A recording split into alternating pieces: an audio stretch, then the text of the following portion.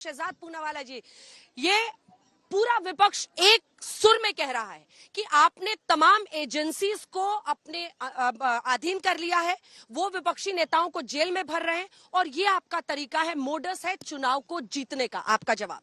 देखिए, इनका नारा बन चुका है, करेंगे हम भ्रष्टाचार, कहेंगे इसको अपना शिष्टाचार, कार्रवाई कोर्ट की हो तो चिल्लाएंगे अत्याचार अत्याचार और खेलेंगे विक्टिमहुड कार्ड। बताइए कि जो इनके साथ आज है, लालू प्रसाद यादव 5 बार कन्विक्टेड है कोर्ट के द्वारा और पहली बार कन्विक्शन हुई 2013 में, जेएमएम पहली बार कन्विक्ट हुई 1990 में, डीएमके के मंत्री पहली बार जेल गए यूपीए के कालखंड में, एसपी पर पहली बार केस हुआ यूपीए के कालखंड में, और आम आदमी पार्टी जो शराब घोटाले में लिप्त है, जिसको कोर्ट से राहत नहीं मिल रही है, उनके बारे में तो स्वयं इस प्रवक्ता ने प्रेस कॉन्फ्रेंस करके कहा था कि अरविंद केजरीवाल शिक्षा के पीछे मत छुपिए, शराब का मामला है। तो मैं पूछना चाहता हूं कि जब कार्रवाई भ्रष्टाचारियों पर हो, आज वो इस प्रकार से अपने काम को नहीं गिना पाते, क्योंकि हम क्या कहते हैं, हमारे पास मिशन और विजन है। मिशन और विजन इस प्रकार का कि फ्रैजाइल 5 की इकोनॉमी थी, फास्टेस्ट 5 में पहुंची, 10वें स्थान पर थी, 30वें स्थान पर पहुंच रही है। आज जिस प्रकार से पर कैपिटा इनकम दुगनी हो रही है, 3.5 करोड़ गरीबों के आवास बने, 25 करोड़ लोग गरीबी से बाहर निकले, 12 करोड़ नल से जल बने हैं, 12 करोड़ शौचालय बने, तो ये सब काम हो रहा है। इनके पास मिशन विजन नहीं है, तो अपना अपना कमीशन, करप्शन, अपना एम्बिशन और अपने अपने फ्रस्ट्रेशन को जारी करने के लिए बार बार इस प्रकार की बातें करते हैं।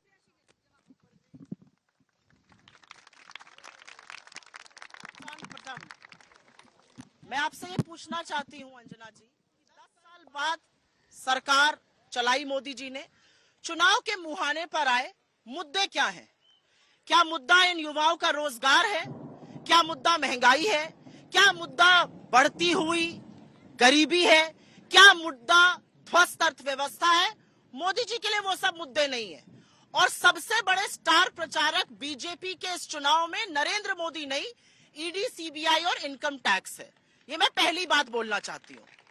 मैं अपनी दूसरी बात यहाँ पर बोलना चाहती हूँ कि 10 साल सरकार चलाने के बाद रिपोर्ट कार्ड दिखाना होता है, मैंने ये काम किए।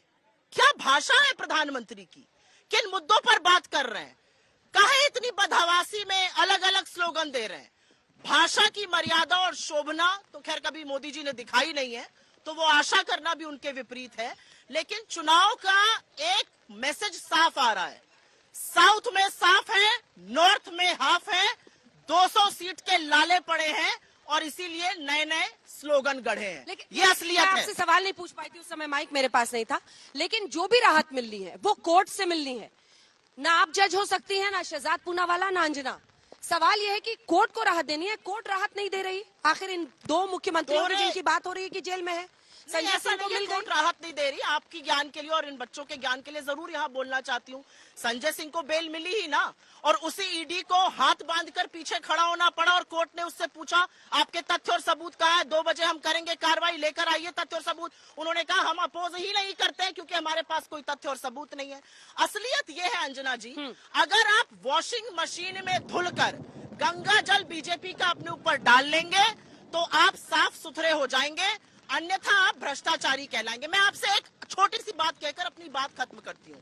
हम तो लगातार कह रहे हैं कि बीजेपी ज्वाइन कर लो, सारे दाग धब्बे ढुल जाएंगे। वही काम हेमंतो बिस्व शर्मा से लेकर नारायण राणे, शुभेंदु अधिकारी, अशोक चव्हाण ने किया। लेकिन आज सवाल इस बात का है कि जो इंडियन एक्सप्रेस की रिपोर्ट है, आपके चैनल ने वो रिपोर्ट चढ़ाई, जो रिपोर्ट कहती है कि 25 में से 23 लोग शामिल हैं, उनके खिलाफ कार्रवाई बंद हो गई। ये जो वॉशिंग मशीन मोदी जी चला रहे हैं ना, उसका जवाब यही जनता देगी, और देखिए कितने प्रचंड तरीके से देगी। ठीक है, जवाब दीजिए इसका। देखिए, सबसे पहले आपके गले लग जाते हैं वो सारे के सारे साफ हो जाते हैं। देखिए, सबसे पहले वॉशिंग मशीन की बात वो ना करे जो राजनीति का धोबी घाट बनकर उस आम आदमी पार्टी को लेते हैं जिनके लिए कहते थे कि ये खालिस्तानी है, उस आम आदमी पार्टी को ले लेते हैं साथ में गठबंधन में जिसको कहते हैं शराब घोटालेबाज है, उस डीएमके को साथ में ले लेते हैं जिसके लिए कहते थे कि डीएमके ने राजीव गांधी की हत्या की थी, उस टीएमसी से समझौता कर लेते हैं जिसके लिए अभी भी अधीर रंजन चौधरी कहते हैं कि राष्ट्रपति शासन लगना चाहिए, और उस केरल की लेफ्ट पार्टी को ले लेते हैं जिसके लिए कहते हैं कि ये फैसिस्ट है, डिक्टेटर है। और अंजना जी ध्यान दीजिए, मैं थोड़ा अपनी बात रख रहा हूँ, सुन लीजिए मेरी भी बात को। देखिए, हाथ उठाइएगा। हाँ, देखिए, मैंने तो लगातार बात की मुद्दों की, मैंने बताया 25 करोड़ लोग गरीबी से कैसे निकले, मैंने बताया कि किस प्रकार से अर्थव्यवस्था आगे बढ़ी, परंतु ये व्यक्ति जब बोलती है कि भाषाई मर्यादा, मैं एक सवाल पूछना चाहता हूँ। इन्होंने 25 मार्च को कंगना रनौत को टारगेट करते हुए जो मंडी के ऊपर पोस्ट किया था, उन्होंने कहा था मेरे साथी ने किया। आज हो गई है 13 तारीख, 13 तारीख तक पता नहीं चला किसने उनके अकाउंट से किया, और जिनको अपने अकाउंट का पता नहीं वो देश के अकाउंट के बारे में क्या बोल सकती है, इस पर ही सवाल निशान खड़ा होता है। तीसरी बात मैं पूछना चाहता हूं, देखिए आज मैंने आपको बताया कि 10 साल में हमारी सरकार ने क्या किया, परंतु इनकी सरकार आई हिमाचल में, इन्होंने कहा 1 लाख सरकारी जॉब्स देंगे। प्रियंका वाड्रा का ये वादा था, तुरंत सुक्कू जी ने कहा नहीं दे सकते। महंगाई की बात की, 10% से ज्यादा इन्फ्लेशन रेट था 2010 से लेकर 14 तक, आज 5.5% है, पर इन्होंने 6 रुपए डीजल के हिमाचल में बढ़ा दिए। इन्होंने वादा किया था कर्नाटका में कि हम लोग 300 यूनिट फ्री देंगे, वहां पर बिजली के दाम बढ़ा दिए। इसलिए मैं पूछता हूं कि अपने वादे, और एक लास्ट बात, इन्होंने अभी एक मैनिफेस्टो जारी किया है अंजना जी, इन्होंने मैनिफेस्टो में लिखा है कि हम 1 लाख रुपया प्रति महिला को देंगे। फिर जब प्रवीण चक्रवर्ती जो इनके मैनिफेस्टो बनाने में शामिल थे, उनसे पूछा गया कि इसका खर्चा क्या आएगा, तो उन्होंने बोला 5 लाख करोड़ 5 साल का, मतलब 1 लाख करोड़ 1 साल का। मतलब 10 सेकंड, मतलब कि इस वादे के अंदर केवल 1 करोड़ गरीब महिलाएं, मतलब ये मानती है कि गरीबी रेखा इतनी कम हो चुकी है और गरीब लोग इतने कम हो चुके हैं कि केवल 1 करोड़ लोग हैं। वरना इसका खर्चा बताए कि 1 लाख रुपए प्रति महिला, कितनी महिलाओं को देने वाले, ये वही वादा है 1500 रुपए प्रति महिला को देंगे, हिमाचल में एक को भी नहीं मिला है। तो इसीलिए इनके वादे कैसे हैं, गरीबी हटाओ का नारा देते थे, गरीबी कभी हटा ही नहीं, केवल अपने जनता के सवाल हो, जनता के मुद्दे हो तो आज तक डटा रहता है। मुझे अंजना पता है जी। कि कई लोग बारिश में भीग के भी डटे हुए हैं। एक बार आप लोगों के लिए जबरदस्त तालियां। देखिए आप ही को तय करना है कि अगले 5 साल किसका मुकद्दर इस देश में चलेगा। जो लोग पेड़ की ओट में है वहां भी एक बार दिखा दीजिए। हर तरफ से लोग डटे हुए हैं, कुछ उधर पेड़ के नीचे है, कुछ यहाँ है। सवाल को हर जगह से लेंगे। सुप्रिया जी, चूंकि पर्सनली आप पर सवाल उन्होंने उस इंस्टा पोस्ट को लेकर पूछा, एक जवाब के नाम संदेश इस प्रवक्ता ने दिया, किसके मुद्दे की बात करी, मेरे अकाउंट से क्या हुआ, मैंने इलेक्शन कमीशन को एक्सप्लेन किया, इलेक्शन कमिश्नर ने मुझे नहीं, हमें बताइए। भाषाई मर्यादा की बात इन्होंने की ना, इन्होंने भाषाई मर्यादा की बात करते हुए प्रधानमंत्री पर लालचन लगाया। अपनी भाषाई मर्यादा कहाँ है? इन्होंने मुझे टीवी डिबेट में ब्लडी फूल कहा, इन्होंने कंगना रनौत को और मंडी को बदनाम किया। तो बताइए कि मंडी के विषय में और कंगना रनौत के विषय में क्या स्टैंड है? जवाब दे रही हूँ, जवाब दीजिए, फिर आगे जवाब होगा। इन्होंने भाषाई मर्यादा की बात की, बताइए किसने किया ट्वीट? अब जवाब किसने सुनिए, किया पोस्ट? अब जवाब सुनिए। बीपी की मेडिसिन खाया करो, थोड़ा पानी बीपी की पियो। मेडिसिन खाया करो, इसका क्या मतलब हो गया? इसका क्या मतलब हो गया? मतलब ये बीच में मत व्यक्तिगत बोलो। टिप्पणी पे आ गई। इनका चरित्र यही है कि ये जब प्लीज, जवाब नहीं दे चरित्र पाते तो पर मत जाइए, व्यक्तिगत प्लीज शहजाद जी, देखिए, आपने मैं एक सवाल body पूछा shame ना। और हेल्थ शेम नहीं करता। इन्होंने मुझे हेल्थ शेम किया। क्या बीपी ऊंचा होना गलत है क्या? कई लोगों के बीपी हाई है, तो क्या हुआ उसमें? पर चलिए, बीपी ठीक पे है, किसी को जवाब टारगेट करना। और इसी तरह से कंगना रनौत को क्या बोला उन्होंने क्या बोला, मैं शब्द दोहरा नहीं सकता। जवाब। क्या बोला रणदीप सुरजेवाला ने हेमा मालिनी को? जवाब सुनिए। ये शो ऐसे और माइक होगा? अब थोड़ी देर रख दीजिए, उन्हें जवाब सुनिए। ये शो ऐसे होगा, नहीं, अगर बोलिए। ऐसे होगा तो शो का मुझे भी करना आता है। हाँ, बोलिए, अगर आप ये बोलिए, शो जवाब। ऐसे होगा तो मैं अब ऐसे ही एंकर को भी जवाब धमकाएंगी, दूंगी। बताइए, एंकर को भी बीच में धमका रही है नहीं, बस। बीच में नहीं। 4.5 मिनट शहजाद जी बोला गया। प्लीज, शहजाद।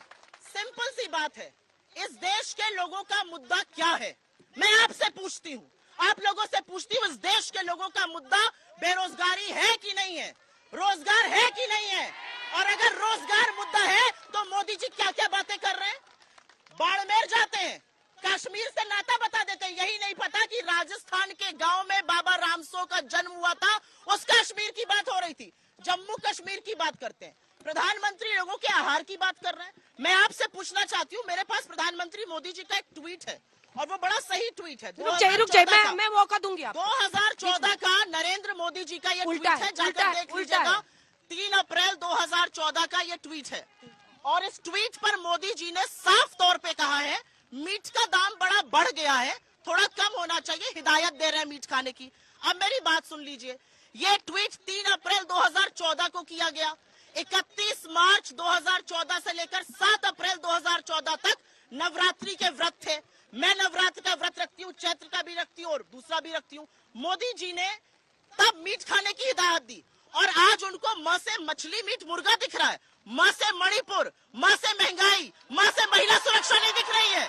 ये असलियत है, ये चाल चरित्र चेहरा है इस देश के प्रधानमंत्री का। ठीक है, इसके एक चुनाव छोटा के सा मुहाने जवाब, पर। उसके बाद आप लोग सवाल कौन अंजना जी पूछेंगे? तो सवाल ले लेते हैं, बारिश में भीग के बच्चे बैठे। मेरा कांग्रेस से सवाल होगा कि देखिए, जितना ही जरूरी मुद्दा है एम्प्लॉयमेंट का, वहीं भ्रष्टाचारी का भी तो मुद्दा जरूरी है, क्योंकि जो जनता का पैसा है वो दबोच के क्यों बैठे हैं, उनका क्या हक है? किसने दबोचा हुआ है? ओपोजिशन ने, जो आजकल ईडी वगैरह के, सीबीआई के, उनके ऊपर रेड पड़ रही है। आपने सारे जजमेंट पास कर दिए हैं। नहीं, देखिए हो तो रहा है ना, प्रोसेस तो है ना। प्रोसेस है। आपको लगता है कि पीएम भ्रष्टाचार के खिलाफ सही कार्रवाई कर रहे हैं? बिल्कुल सही। ये परसेप्शन है और आपको इससे अब भिड़ना अंजना जी, होगा। मेरा मौका अब है देखिए, भाई। आप कहते नहीं, बहुत अच्छी चीज़ अंजना है। जी, ये तरीका नहीं है। नहीं, अभी बच्चे भीग रहे हैं। नहीं, आप दोनों वेट कीजिए।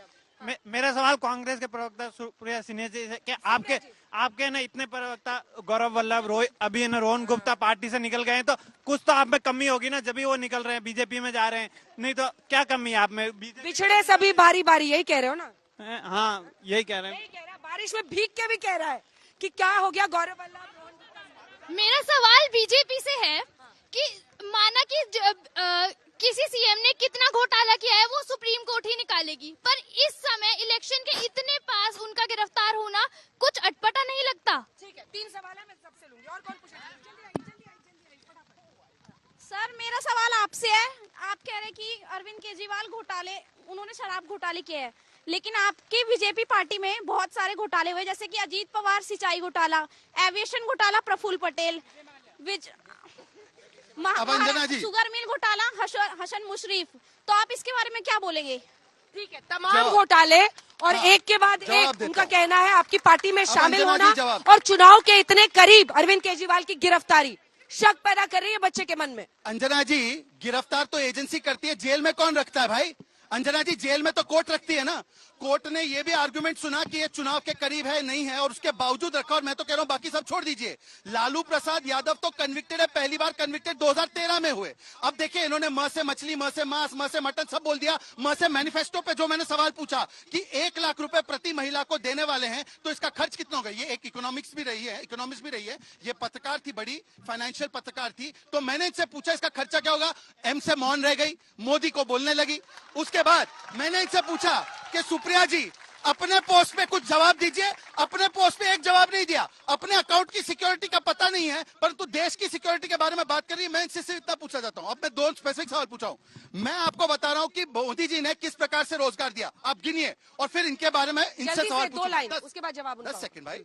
ईपीएफओ का डेटा 11 करोड़ पे था, आज 27 करोड़ पे है, मतलब कि 16 करोड़ जॉब्स जोड़े गए हैं। उसमें से 70-80% ऐसे जॉब्स हैं जो 18 to 25 की एज ग्रुप पे जोड़े गए। दूसरी बात, मुद्रा लोन 44 करोड़ दिए गए हैं, 1/3 भी पकड़े तो सोचे कितने जॉब्स हुए। 11 किलोमीटर के रेट पे रास्ते बनते थे, आज 37 किलोमीटर बनते हैं। वो किसने? भारतीयों नहीं बनाए। 5 मेट्रो से 20 मेट्रो, 70 एयरपोर्ट बने, ये सब रोजगार सृजन हुआ है। अब इन्होंने 1 लाख सरकारी जॉब्स बोला था हिमाचल में, कितनी जॉब्स दी? 1500 रुपए कितनी महिलाओं को दिए, और 6 रुपए डीजल का क्यों बढ़ाया? इन बातों का स्पेसिफिक जवाब मिलना चाहिए, नहीं मिलना चाहिए? मिलना चाहिए, नहीं मिलना चाहिए? मिलना चाहिए कि नहीं मिलना चाहिए? मैं सिर्फ जॉब्स की बात कर रहा हूं, मैं सनातन समाप्ति की बात नहीं कर रहा हूं, मैं हिंदुओं के खिलाफ बात नहीं कर रहा हूं। ये इनके नेता करते हैं, जवाब नहीं है।